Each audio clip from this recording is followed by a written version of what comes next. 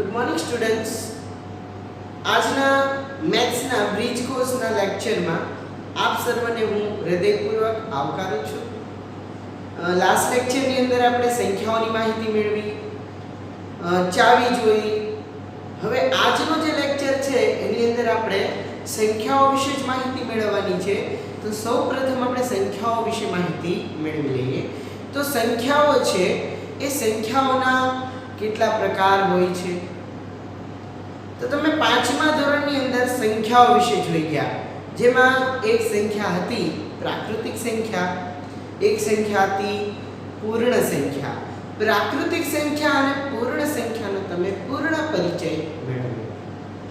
હવે આજે તમે પાંચમા ધોરણમાં પ્રાકૃતિક સંખ્યા અને પૂર્ણ સંખ્યા જે સમજી ગયા છો એના વિશે તમને ફરીથી યાદ અપાવવા માટે અહીંયા આપણે આજનો જે ટોપિક છે એમાં પૂર્ણ સંખ્યા અને પ્રાકૃતિક સંખ્યા વિશે સમજ મેળવીશું. ત્યારબાદ એના સરવાળા, એના બાદબાકી અને એના ગુણાકારના જે દાખલા છે એ પણ આપણે ગણશું. સંખ્યા રેખા છે એ પણ દોરી અને એના આધારે આ પ્રાકૃતિક સંખ્યા, પૂર્ણ સંખ્યા અને એના સરવાળા, બાદબાકી, ગુણાકારની આજે આપણે સમજ મેળવીશું. તો ચાલો વિદ્યાર્થી મિત્રો, આજે આપણે સૌપ્રથમ જોઈશું પ્રાકૃતિક સંખ્યા વિશે. તમે પાંચમા ધોરણમાં પ્રાકૃતિક સંખ્યા વિશે ભણી ગયા છો એટલે તમને ચોક્કસ પૂરેપૂરો ખ્યાલ છે પ્રાકૃતિક સંખ્યા કોને કહેવાય. તો અહીંયા આપણે જોઈએ પ્રાકૃતિક સંખ્યા વિશે.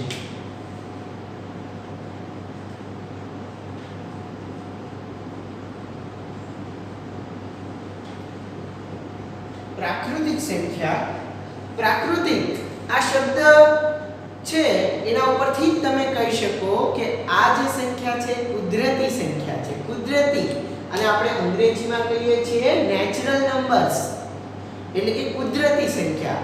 કુદરતી સંખ્યા એટલે કે જે આપણે કુદરત દ્વારા આપોઆપ મળતી વસ્તુઓને આપણે કુદરતી સંપત્તિની અંદર મૂકીએ છીએ.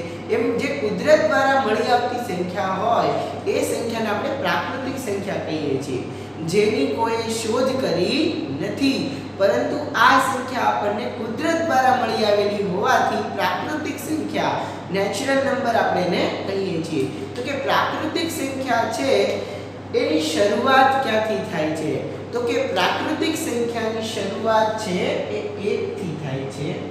1 2 3 4 5 6 7 8 9 10 એવી રીતે અસંખ્ય સુધી આ પ્રાકૃતિક સંખ્યા વિસ્તરેલી જોવા મળે છે. તો તમને પૂછવામાં આવે પ્રશ્નમાં કે સૌથી નાનામાં નાની પ્રાકૃતિક સંખ્યા કઈ છે? તો જવાબ આવશે સૌથી નાનામાં નાની પ્રાકૃતિક સંખ્યા 1. અને ત્યારબાદ તમને પ્રશ્ન પૂછવામાં આવે કે સૌથી મોટામાં મોટી પ્રાકૃતિક સંખ્યા કઈ છે?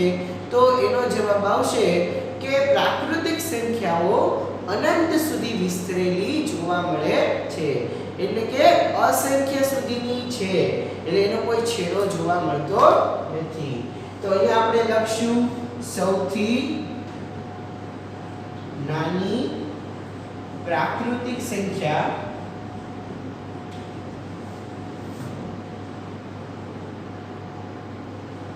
એક છે. હવે બીજો પોઈન્ટ લખશું સૌથી મોટી પ્રાકૃતિક સંખ્યા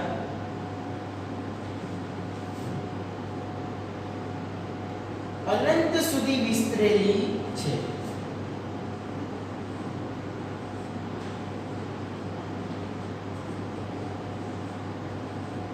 એટલે કે એનો કોઈ છેડો નથી. નાની નાની પ્રાકૃતિક સંખ્યા આપણે કહી શકીએ, પણ મોટામાં મોટી પ્રાકૃતિક સંખ્યા કહી શકાય નહીં, કેમ કે તે અનંત સુધી વિસ્તરેલી જોવા મળે છે. તો તમને ખબર પડી ગઈ હશે કે નાનામાં નાની પ્રાકૃતિક સંખ્યા 1 અને પ્રાકૃતિક સંખ્યા છે 1 થી શરૂ કરી અને અસંખ્ય સુધી વિસ્તરેલી જોવા મળે છે. હવે આપણે જોઈશું પૂર્ણ સંખ્યા.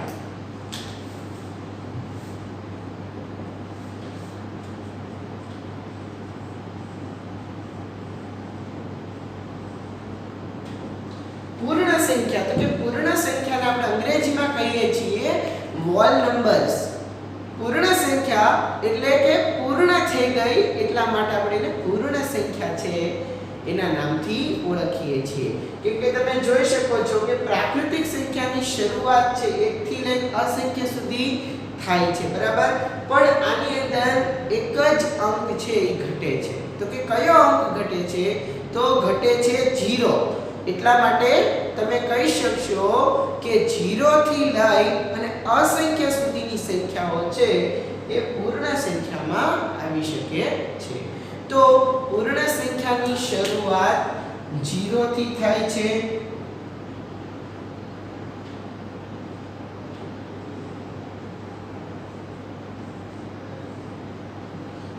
થી લઈ અને અસંખ્ય સુધી આ જે પૂર્ણ સંખ્યા છે એ વિસ્તરેલી આપણને જોવા મળે છે.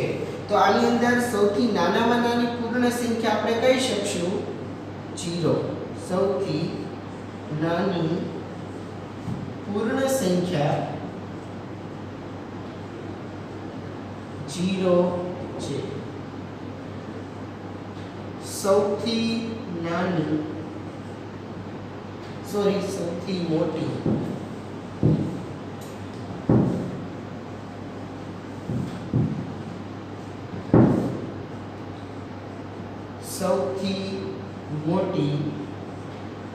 પૂર્ણ સંખ્યા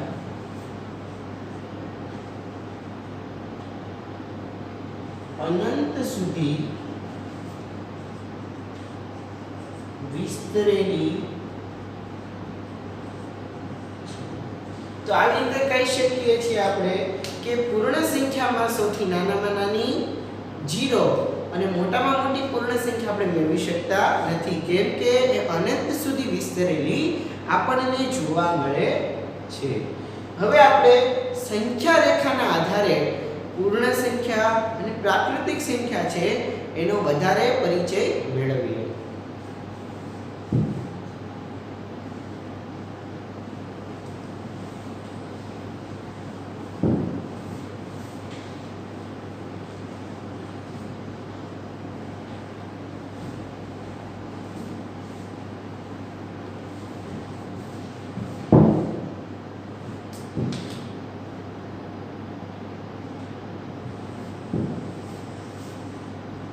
અહીંયા તમે સંખ્યા રેખા જોઈ શકો છો. હવે આ સંખ્યા રેખાની અંદર હું અહીંયાથી શરૂઆત કરું છું 1 2 3 4 5 6 7 8 9 10. અહીંયા 10 સુધીની સંખ્યા રેખા તમે સ્પષ્ટ રીતે જોઈ શકો છો. અહીંયા અમે જે સંખ્યા મૂકી છે એ સંખ્યા છે એને આપણે વધારે પણ લંબાવી શકીએ છીએ, કેમ કે પ્રાકૃતિક સંખ્યા છે એ 1 થી લઈને અનંત સુધી વિસ્તરેલી જોવા મળે છે. અહીંયા જોઈ શકો છો કે પ્રાકૃતિક સંખ્યા 1 થી લઈને અનંત સુધી વિસ્તરેલી છે. તો અહીંયા આપણે 0 મૂકી દેશું તો આ સંખ્યા છે એ થઈ જશે પૂર્ણ સંખ્યા. તો આ જે સંખ્યા છે એની અંદર આપણે 0 પણ મૂકી દઈએ અહીંયા. તો સંખ્યાની શરૂઆત છે અહીંયા 0 થી થાય છે અને 0 થી લઈ અને આ જે સંખ્યા રેખા છે એને આપણે અનંત સુધી લંબાવી શકીએ છીએ. પરંતુ અહીંયા આપણે 10 સુધીની જે સંખ્યા છે એ સંખ્યા રેખા ઉપર લખી અને ત્યારબાદ સંખ્યા રેખાના આધારે સંખ્યાનો પરિચય મેળવીએ.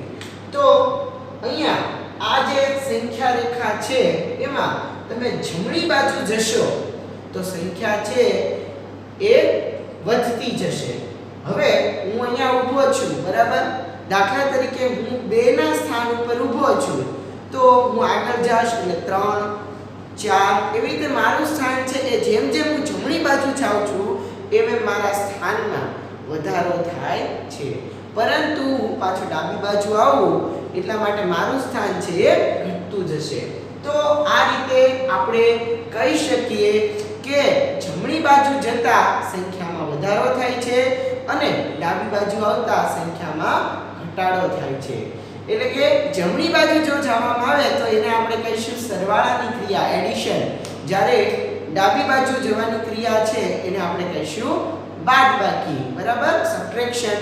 તો આવી રીતે તમે જમણી બાજુ જતા સંખ્યામાં વધારો થાય છે અને ડાબી બાજુ આવતા સંખ્યામાં ઘટાડો થાય છે. આ રીતે આપણે સંખ્યા રેખાની અંદર સરવાળા બાદબાકીની ક્રિયા છે કરી શકશું. અહીંયા 0 છે, બરાબર.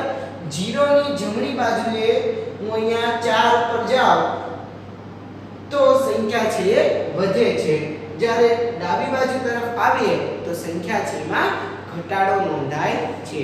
અહીંયા આપણે આ જે સંખ્યા રેખા છે, સંખ્યા રેખાના આધારે ના સરવાળા સૌપ્રથમ જોઈએ.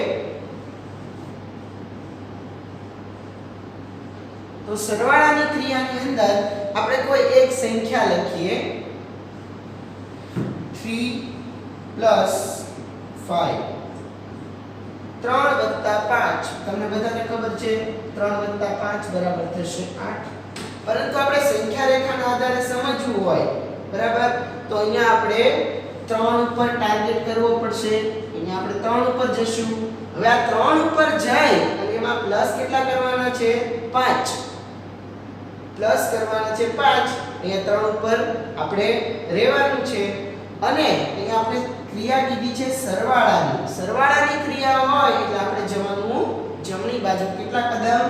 5 કદમ. 1 2 3 4 અને 5. તો અહીંયા આપણે ક્યાં પહોંચશું? 8 ઉપર પહોંચશું. કે 3 ની અંદર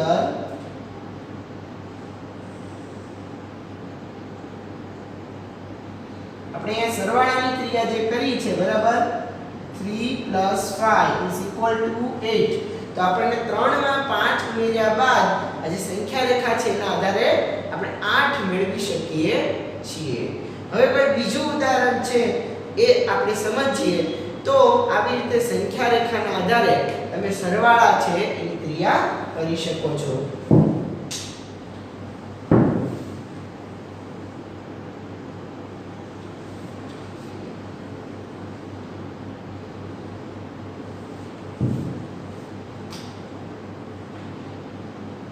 હવે આ સંખ્યા રેખાની અંદર આપણે બીજી સંખ્યા લખીએ 4 +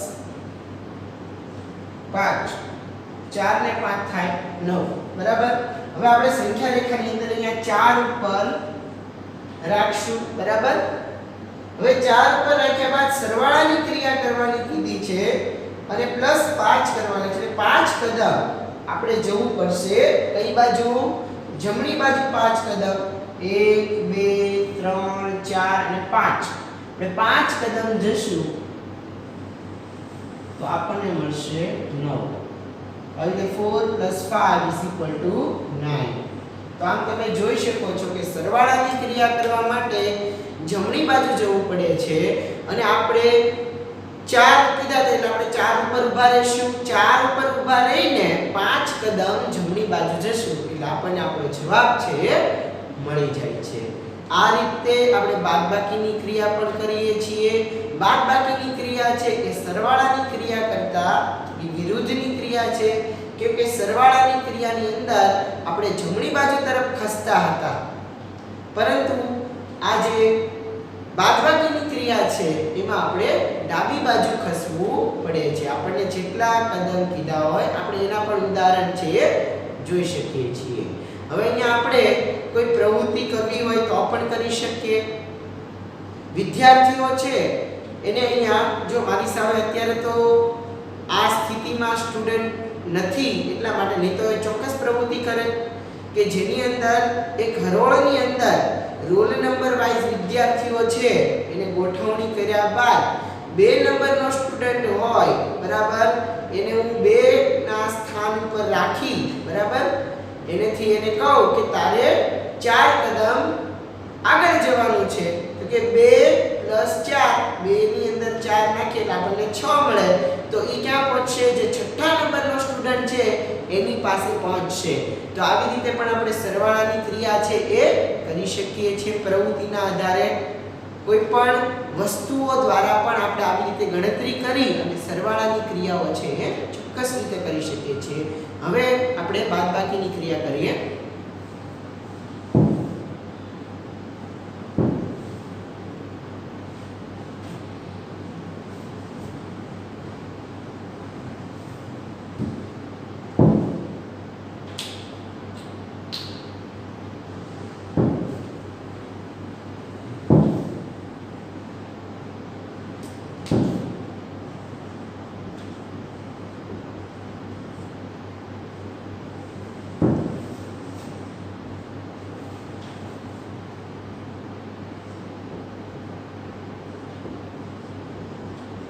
4 5 6 7 8 9 10.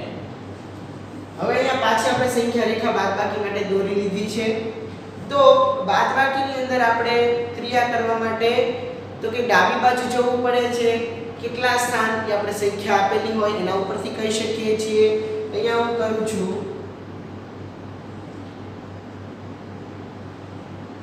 5 - 3 = 2. તો કે 5 માંથી 3 જાય તો આપણને કેટલા મળે? 2. હવે આપણે ઓરલી તો ખબર જ છે પણ આપણે સંખ્યા રેખાના આધારે કરશું. તો કે અહીંયા 5 છે એની ઉપર આપણે સૌપ્રથમ જવું પડશે. 5 ઉપર ઊભા રહેવું પડશે. -3 કીધા છે. હવે આ બાદબાકીની ક્રિયા કરવાની કીધી છે એટલે આપણે કઈ બાજુ ખસવું પડશે? તો કે સરવાળાની ક્રિયા માટે આપણે જમણી બાજુ ખસતા હતા પરંતુ બાદબાકીની ક્રિયા માટે આપણે ડાબી બાજુ ખસવું પડશે. કેટલા કદમ? તો અહીંયા આપણને કીધું છે 3 કદમ ખસવાના છે ડાબી બાજુ. તો અહીંયા 1 કદમ, આ બીજું કદમ અને આ ત્રીજું કદમ. તમે જોઈ શકો છો જવાબ મળી ગયો આપણને 2. તો આવી રીતે 5 - 3 બરાબર 5 - 3 = 2. 5 માંથી 3 જાય તો આપણે 2 બાદ કરી શકીએ છીએ.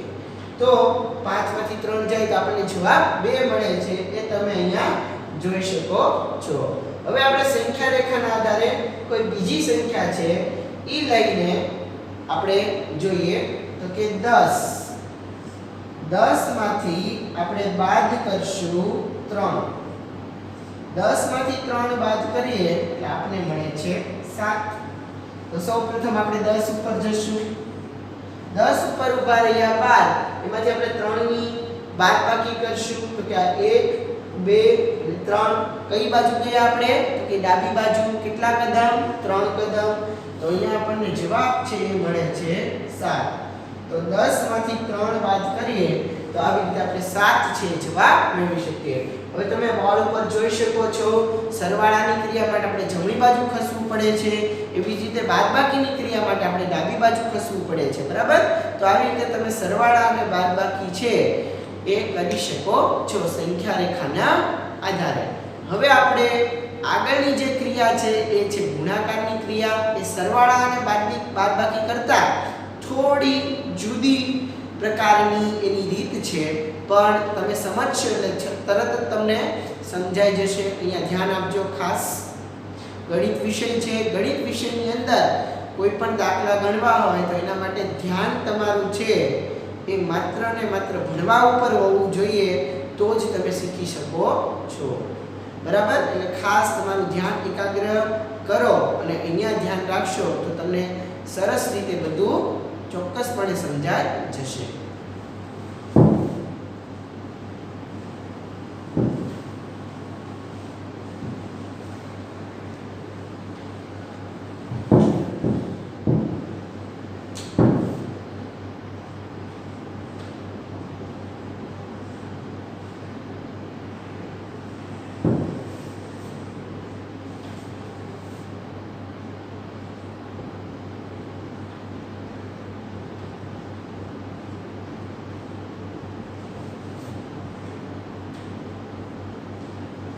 અહીંયા પાછા મેં 10 સુધીના જે અંકો છે સંખ્યા રેખા ઉપર લખી નાખ્યા છે. હવે તમે જુઓ અહીંયા હવે આપણે ગુણાકારમાં પણ એક ઉદાહરણ લઈશું. બરાબર? તો એની અંદર આપણે કરીએ છીએ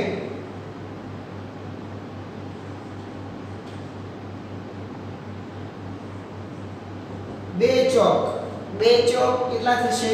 તમને ખબર છે 8. પરંતુ આપણે સંખ્યા રેખાના આધારે છે એનો પરિચય મેળવીએ તો કે અહીંયા સ્ટાર્ટ કરવાનું ગુણાકારમાં હંમેશા 0 થી. હમણાં આપણે અહીંયા ટાર્ગેટ સરવાળા કે બાદબાકીની અંદર અહીંયા પહેલી સંખ્યા 2 હોય તો ત્યાંથી કરતા હતા પરંતુ ગુણાકારમાં એવી રીતે કરવાનું નથી. 0 થી છે સ્ટાર્ટ કરવાનું રહેશે. તો અહીંયા આપણે 0 થી લઈ અને અહીંયા આપણને 2 આપ્યા છે એટલા માટે આપણે અહીંયા 2 રાખશું. આવી રીતે આપણે કેટલી વખત કરવાનું છે? કુલ 4 વખત કરવાનું છે. એટલે કે છલાંગ મરાવવાની છે. અહીંયા 2 બીજી છલાંગ મારી તો આપણે પહોંચ્યા 4 ઉપર. હવે ત્રીજી છલાંગ મારશું એટલે આપણે પહોંચશું 6 ઉપર અને ચોથી છલાંગ મારવામાં આવે એટલે આપણે પહોંચશું 8 ઉપર.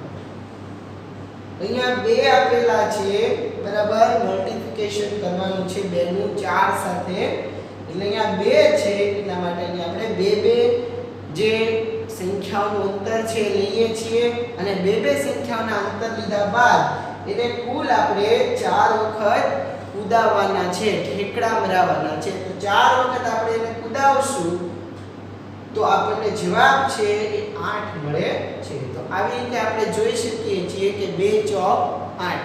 હવે તો આ રીતે આપણે તમે ગુણાકાર છે એની ક્રિયા કરી શકો. તો અહીં આપણે બીજું ઉદાહરણ લઈએ સંખ્યા રેખાના આધાર ઉપર.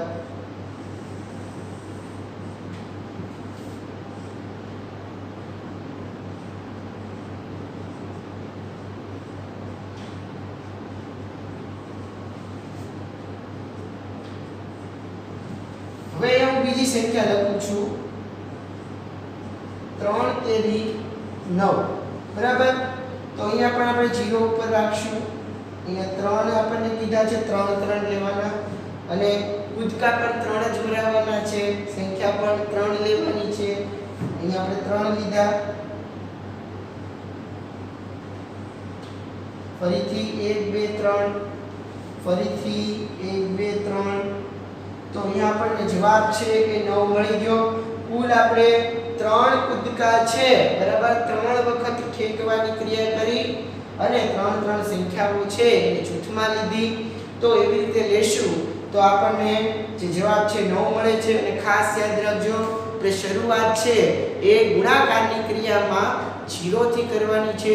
તો અહીંયા તમે જે ઉદાહરણ જોયા એની ઉપરથી તમને ચોક્કસ ખ્યાલ આવ્યો હશે કે આવી રીતે તમે સંખ્યા રેખાના આધારે સરવાળા, બાદબાકી અને ગુણાકારની ક્રિયા છે કરી શકો છો. આગળ આપણે જોયું પ્રાકૃતિક સંખ્યા અને પૂર્ણ સંખ્યા, એ પણ ખાસ યાદ રાખવા જેવી છે. આ બધું તમે 5મા ધોરણમાં ભણીને આવ્યા છો. માત્ર આપણે અત્યારે આ જે ક્રિયાઓ છે એને ફરીથી યાદ કરી અને જે તમારી યાદો છે ભણવાની, શિક્ષણ પ્રત્યેની તમારી જે યાદો છે ને આપણે અત્યારે તાજી કરીએ છીએ. અને તાજી કરી અને તમારે જે નવું નોલેજ મેળવવાનું છે એના માટે તમે તૈયાર થઈ જાઓ બરાબર. એના માટેની આ આખી પ્રક્રિયા છે. ખાસ યાદ રાખજો, ખૂબ ભણો, ખૂબ ગણો, કેમ કે ગણિત વિષયમાં તો ગણવું જ પડશે. અને તમારું કોન્સન્ટ્રેશન જેટલું વધારે હશે એટલું જ તમે વધારે કામ છે કરી શકશો.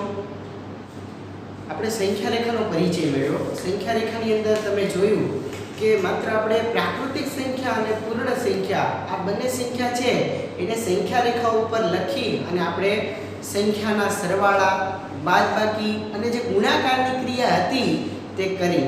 પરંતુ સંખ્યા રેખા ઉપર આપણે 0 અને 0 ની ડાબી બાજુ આવતી સંખ્યા છે એના વિશે પણ પરિચય છે મેળવીએ. અહીંયા સૌપ્રથમ આપણે સંખ્યા રેખા દોરી અને એના આધારે પરિચય મેળવીએ.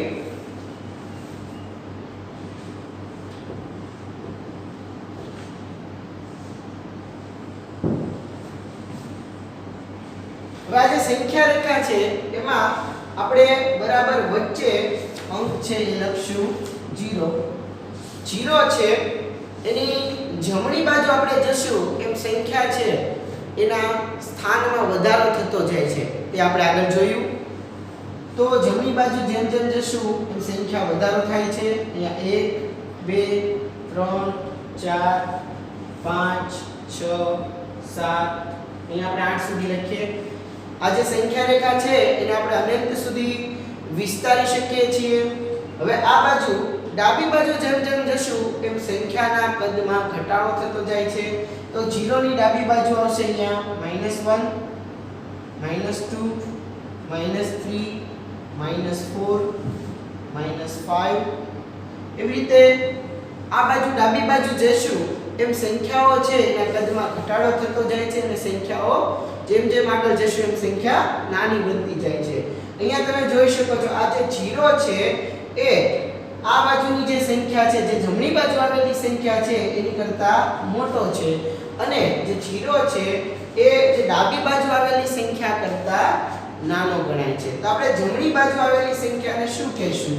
તો 0 ની જમણી બાજુ આવેલી સંખ્યાને ઘન સંખ્યા કહેવામાં આવે છે, જ્યારે 0 ની ડાબી બાજુએ આવેલી સંખ્યાને આપણે ઋણ સંખ્યા એટલે કે ઋણ પૂર્ણાંક અને ઘન પૂર્ણાંક કહીશું. પરંતુ આ 0 છે એ ઘન પૂર્ણાંક પણ નથી અને ઋણ પૂર્ણાંક પણ નથી. એટલા માટે આ 0 છે એને આપણે તટસ્થ સંખ્યા તરીકે ઓળખી શકીએ છીએ. હવે 0 છે એની જમણી બાજુ જતા સંખ્યાઓમાં વધારો થાય છે અને 0 ની ડાબી બાજુ આવતા સંખ્યામાં ઘટાડો થાય છે. 0 છે એ -2 -3 -4 -5 આ બધી સંખ્યા કરતા આપણે એને મોટો ગણી શકીએ છીએ, જ્યારે બધી ઘન સંખ્યાઓ છે એની કરતા નાનો ગણી શકીએ છીએ. ઋણ સંખ્યાની અંદર આપણને જે સંખ્યા છે એ મોટી લાગતી હોય એ સંખ્યા નાની હોય છે. એક્ઝામ્પલ પર આપણે લઈએ કે -100 કે -1000 આ બધી સંખ્યા છે એ -1 કરતા નાની હોય છે, જ્યારે ઘન સંખ્યાની અંદર 100 કે 1000 એ બધી સંખ્યા છે એ 1 કરતા મોટી ગણી શકીએ છીએ. તો આવી રીતે આપણે ઋણ સંખ્યા અને ઘન સંખ્યા છે એના પણ સરવાળા બાદબાકી છે એની ગણતરી આપણે કરી શકીએ છીએ, પરંતુ એ તમારું છઠ્ઠું ધોરણ શરૂ થયા બાદ આપણે કરશું. અત્યારે બ્રિજ કોર્સમાં માત્ર તમે જે 5મા ધોરણની અંદર પોઈન્ટ ભણીને આવ્યા છો એના વિશે આપણે માહિતી મેળવીએ છીએ. હવે આગળનો જે ટોપિક છે એમાં આપણે જોશું સરવાળા અને ગુણાકારના પૂર્ણ સંખ્યાના જે નિયમો છે એના વિશે આપણે માહિતી મેળવીએ. તો કુલ નિયમો છે એ સરવાળા અને ગુણાકાર બંને માટે સરખા જ છે, કેમ કે સરવાળા અને ગુણાકાર આ બંને એકબીજાની સાથે સંલગ્ન ક્રિયા છે. એટલા માટે સરવાળાને પુનરાવર્તિત ગુણાકાર તરીકે પણ ઓળખવામાં આવે છે, ગુણાકારને પુનરાવર્તિત સરવાળા તરીકે ઓળખવામાં આવે છે. તો આ રીતે હવે આપણે આગળ જે પૂર્ણ સંખ્યાના જે નિયમો છે સરવાળા માટે અને ગુણાકાર માટે એના વિશે માહિતી મેળવીએ.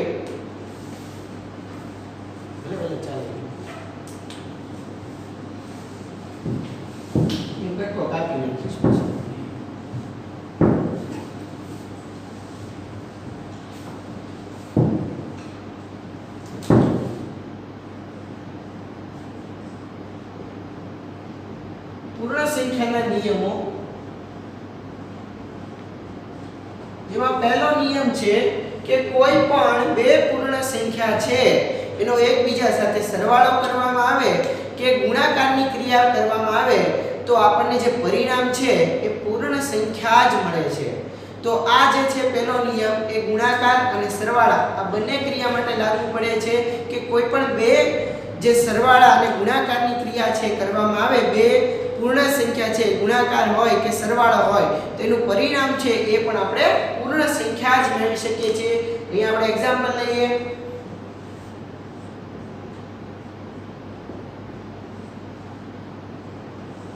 5 + 7 = 12, 6 + 4 = 10. તો કે અહીંયા 5 પૂર્ણ સંખ્યા છે, આ 7 પણ પૂર્ણ સંખ્યા છે.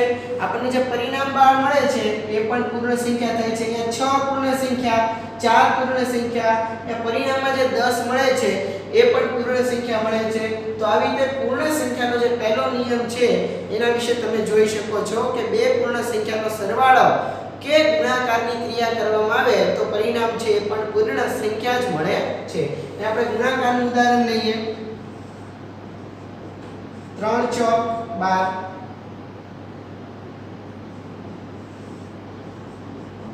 8 × 13 = 24. તો અહીંયા 3 અને 4 બંને પૂર્ણ છે, એટલા માટે જે આન્સર પરિણામ મળે છે 12 એ પણ પૂર્ણ સંખ્યા મળે છે. 8 અને 3 છે એ બંને પૂર્ણ સંખ્યા છે, એટલા માટે 8 × 13 = 24 થાય. તો 24 છે એ પરિણામ મળે છે જે એ પણ આપણને પૂર્ણ સંખ્યા જ મળે છે. હવે આપણે બીજો નિયમ છે એ જોઈએ.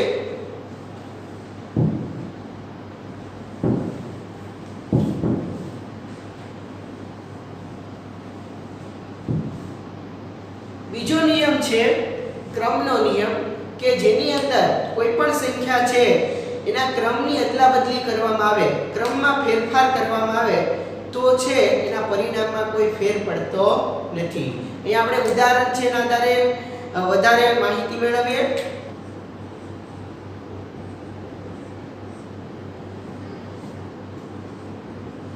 5 સત્તા 35, 7 પંચા 35.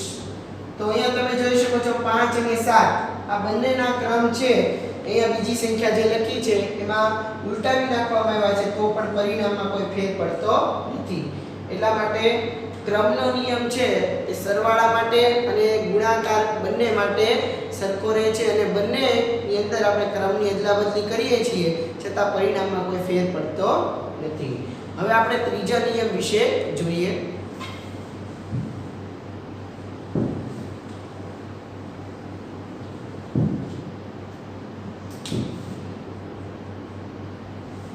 સંખ્યા અંગેનો જે પૂર્ણ સંખ્યાનો ત્રીજો નિયમ છે એ છે જૂથનો નિયમ.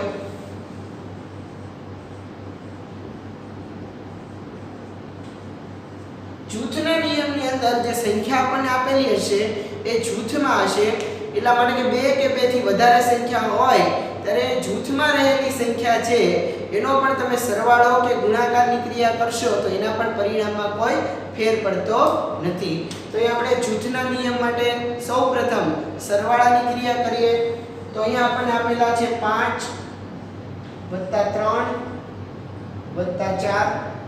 તો અહીંયા આ એક જૂથ છે. 3 + 4 અને 5 છે. તો આવી રીતે જૂથમાં આપેલી સંખ્યા હોય તો 3 ને 4 આપણે જોઈ શકીએ છીએ. 7 + 5 બરાબર જવાબ છે આપણને 12 મળે છે. હવે આ જે જૂથ છે એમાં રહેલી સંખ્યાઓને આપણે ઉલટાવી નાખીએ તો પણ આ જે જૂથ છે એના આધારે કોઈ નિયમમાં ફેર પડતો નથી. હવે 5 + 3 + 4 અહીં આપણે જૂથ છે ને ફેરવી નાખ્યું તો 5 ને 3 અહીંયા 8 + 4 બરાબર છતાં તોય પણ 12 જ જવાબ આવશે.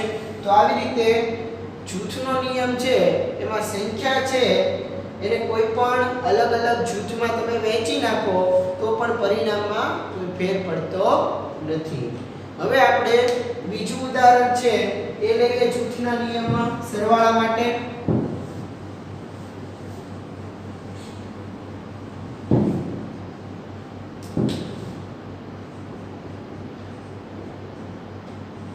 ચાર + 2 + 8 અહીંયાથી આપણે આ એક જૂથ બનાવી દીધું. આ બીજું જૂથ છે.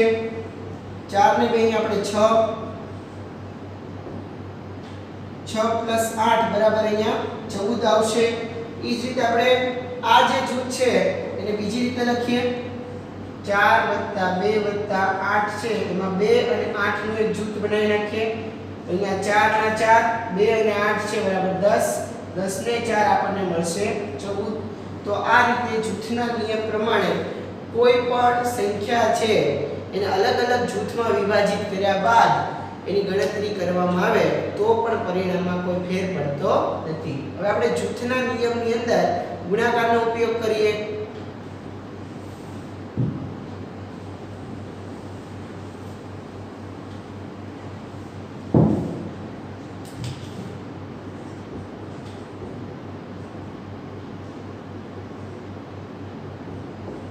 અહીં આપણે જૂથ બનાવ્યું છે 3 ચોક × 2. આ પહેલું જૂથ અને આ બીજું. તો 3 ચોક અહીં આપણે મૂકશું 12 × 2 બરાબર 24. હવે આ જ સંખ્યાને આપણે બીજા જૂથમાં વિભાજિત કરીએ.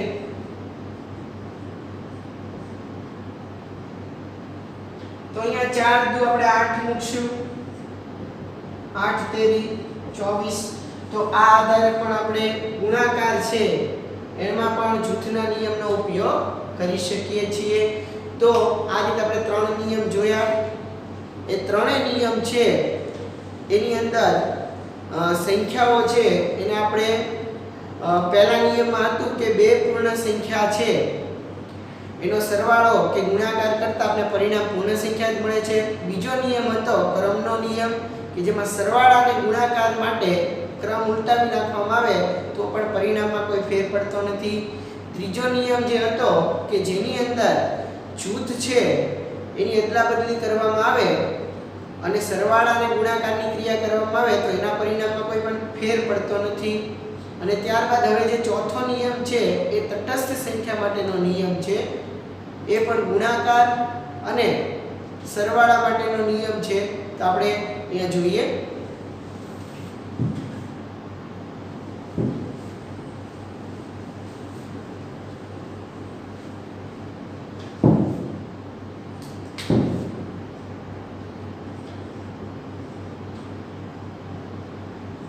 તટસ્થ સંખ્યાનો નિયમ. તો તટસ્થ સંખ્યા સૌપ્રથમ આપણે જોશું સરવાળા માટે.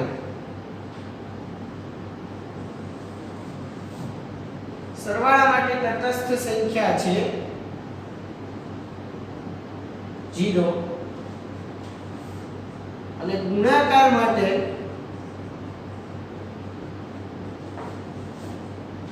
તટસ્થ સંખ્યા છે 1. તો જે તટસ્થ સંખ્યા છે એનો ઉપયોગ આપણે કોઈ પણ સંખ્યા સાથે કરીએ તો પરિણામ છે એમાં આપણે ઈ સંખ્યાને જ મેળવી શકીએ છીએ. સરવાળા માટે તટસ્થ સંખ્યા લઈએ તો કે 8 + 0 બરાબર આપણને પરિણામ છે એમાં મળશે 8. એટલે કે સંખ્યા જ મળે છે.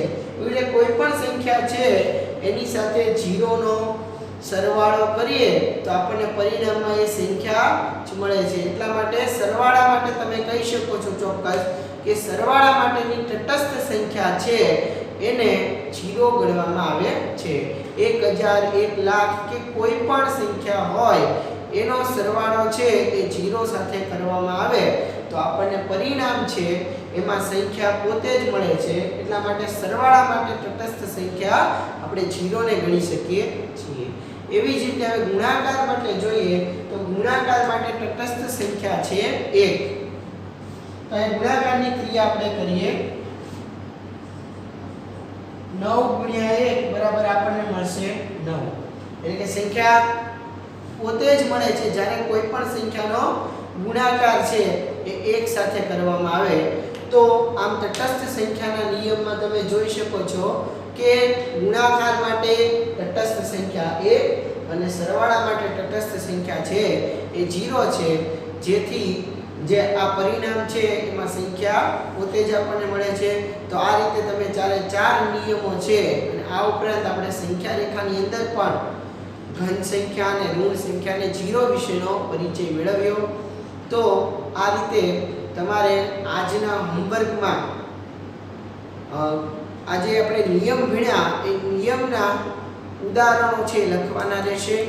તો જે પહેલો નિયમ હતો પૂર્ણ સંખ્યાનો એના 5 ઉદાહરણ, એમાં પૂર્ણ સંખ્યા છે એનો સરવાળો એના 5 અને ગુણાકારના 5 ઉદાહરણ છે એ લખવાના રહેશે. ત્યારબાદ જે બીજો નિયમ હતો ક્રમનો નિયમ, એ ક્રમના નિયમની અંદર તમારે 5 સંખ્યા છે એ સરવાળાની ક્રમની અને 5 સંખ્યા છે એ ગુણાકારના ક્રમની સંખ્યા લખવાની રહેશે. અને ત્રીજો નિયમ જે જૂથનો નિયમ છે એમાં પણ 5 સંખ્યા છે એ ગુણાકાર અને 5 સંખ્યા છે એ સરવાળાના જૂથના નિયમ વિશેની ઉદાહરણ તરીકે લખવાની રહેશે. અને જે છેલ્લો નિયમ છે એમાં માત્ર આપણે સમજ મેળવવાની છે કે ગુણાકાર માટે તટસ્થ સંખ્યા અને સરવાળા માટે તટસ્થ સંખ્યા, એટલે એની અંદર આપણે કોઈ હોમવર્ક છે એ નિયમ માટે રહેતું નથી. માત્ર 3 નિયમનું જે હોમવર્ક છે એ તમે બરાબર ધ્યાનથી સાંભળી લેજો. જે પહેલો નિયમ છે બરાબર પૂર્ણ સંખ્યાનો, એમાં સરવાળા અને ગુણાકાર વિશેના જે નિયમો છે એ બંનેના 5-5 ઉદાહરણ. બીજો નિયમ ક્રમનો છે એમાં પણ 5-5 ઉદાહરણ સરવાળા ગુણાકારના. અને જે ત્રીજો જૂથનો નિયમ છે એમાં પણ સરવાળા ગુણાકારના 5-5 નિયમો છે એ તમારે તમારી હોમવર્ક બુકની અંદર ગણવાના રહેશે. તો આજે બસ આટલું જ. બીજું હવે આપણે પછીના લેક્ચરમાં જોશું. आभार। हेलो बच्चों, आज हम पूर्ण संख्याओं के बारे में जानेंगे। हम चीजों को गिनते हैं। गिनने के लिए हम नंबरों का इस्तेमाल करते हैं। 3 दोस्त, 4 गुब्बारे, 6 टमाटर, 8 बॉल इत्यादि। गिनने के लिए हम जिन नंबरों का इस्तेमाल करते हैं उन्हें गिनती या काउंटिंग नंबर्स कहते हैं, जैसे 1 2 3 4 इत्यादि। 0 एक काउंटिंग नंबर नहीं है, क्योंकि हम 0 वस्तु की गिनती नहीं कर सकते हैं। यहां पर 0 आइसक्रीम है, इसका मतलब है कि एक भी आइसक्रीम नहीं है, तो हम 0 आइसक्रीम की गिनती नहीं कर सकते हैं। हम नंबर लाइन के बारे में जानते हैं, जो कि 0 से शुरू होती है। जब काउंटिंग नंबर्स में 0 को भी शामिल कर लेते हैं, तब इस समूह को पूर्ण संख्याएं या होल नंबर्स कहते हैं। पूर्ण संख्याओं में फ्रैक्शनल या डेसिमल भाग नहीं होता है। इस नंबर लाइन को देखिए, प्रत्येक नंबर का एक पूर्वक या पहले का नंबर या प्रेडिसेसर होता है। जैसे 5 का प्रेडिसेसर है 4, क्योंकि ये 5 के पहले आता है। लेकिन 0 का कोई होल नंबर प्रेडिसेसर नहीं है, क्योंकि होल नंबर लाइन की शुरुआत ही 0 से होती है। लेकिन प्रत्येक होल नंबर का एक परवर्ती या अगला नंबर यानी कि सक्सेसर होता है। जैसे 0 का सक्सेसर 1 है, क्योंकि ये 0 के बाद आता है। 8 7 का सक्सेसर है, क्योंकि ये 7 के बाद आता है। लेकिन आखिरी होल नंबर क्या है? हम नंबर लाइन को हंड्रेड्स, थाउजेंड्स, मिलियन, बिलियन और आगे बहुत आगे तक बढ़ा सकते हैं। इसका कोई अंत नहीं है, क्योंकि हम एक नंबर बनाने के लिए 100 अंकों का भी इस्तेमाल कर सकते हैं। तो यहां कोई आखिरी होल नंबर नहीं है, क्योंकि ये नंबर लाइन अनंत तक जा सकती है। इसलिए हम एक एरो हेड बना देते हैं, जो ये दर्शाता है कि इसे किसी भी बड़ी संख्या तक बढ़ाया जा सकता है। तो होल नंबर 0 और गिनती गिनने वाली संख्याओं यानी कि काउंटिंग नंबर्स से मिलकर बनते हैं। काउंटिंग नंबर्स प्राकृत नंबर या नेचुरल नंबर्स भी कहलाते हैं। जैसे जैसे हम नंबर लाइन पर आगे बढ़ते हैं, यानी कि दाईं ओर बढ़ते हैं, होल नंबर की वैल्यू बढ़ती जाती है। 4 is greater than 3, 5 is greater than 4, और जैसे जैसे हम नंबर लाइन के बाईं ओर जाते हैं, वैल्यू घटती जाती है। जैसे 4 is less than 5, 3 is less than 4। हम होल नंबर के साथ चारों फंडामेंटल ऑपरेशंस यानी कि एडिशन, सब्ट्रैक्शन, मल्टीप्लिकेशन और डिवीजन आजमा सकते हैं। तो सबसे पहले हम होल नंबर्स का योग देखते हैं। जैसा कि हम जानते हैं कि योग का इस्तेमाल हम दी गई सभी वैल्यूज का योग करने या कुल संख्या का पता लगाने के लिए योग या एडिशन करते हैं। तो हमारे पास दो पूर्ण संख्याएं हैं, 9647 और 9367। चलिए इन्हें जोड़ते हैं। 7 + 7 = 14, 1 कैरी, 4 + 6 और 1 = 11। एक बार फिर 1 carry over, 6 + 3 + 1 = 10, 1 carry over two thousands place. अंत में 9 + 9 + 1 = 19। उत्तर है 19,014। चलिए अब दो पूर्ण संख्याओं को घटाते हैं। हमारे पास दो संख्याएं 1000 और 983 है। 0 - 3 घटाना संभव नहीं है, इसलिए हम हंड्रेड्स प्लेस से लिए थाउजेंड्स प्लेस से, टेंस प्लेस के लिए हंड्रेड्स प्लेस से और इसी तरह वंस प्लेस के लिए टेंस प्लेस से 1 बोरो करेंगे। तो 1000 - 983 = 17। अब हम दो पूर्ण संख्याओं 50 और 12 का गुणा करेंगे। उत्तर है 600। अब हम पूर्ण संख्याओं का भाग करेंगे। तो चलिए 48/8 को भाग देते हैं। 6 बार 8 होगा 48। उत्तर है 6। तो चलिए एक बार फिर से देखते हैं कि आज हमने क्या सीखा है। अब हम जानते हैं कि पूर्ण संख्याएं क्या हैं, यानी कि होल नंबर्स 0 और गिनती गिनने वाली संख्याओं यानी कि काउंटिंग या नेचुरल नंबर्स से मिलकर बनते हैं। हमने यह भी देखा है कि पूर्ण संख्याओं की नंबर लाइन 0 से शुरू होकर अनंत तक बढ़ाई जा सकती है और अंत में चारों fundamental operations addition, subtraction, multiplication और डिवीजन होल नंबर्स पर किए जा सकते हैं। तो अभी के लिए इतना ही। बाय बाय बच्चों।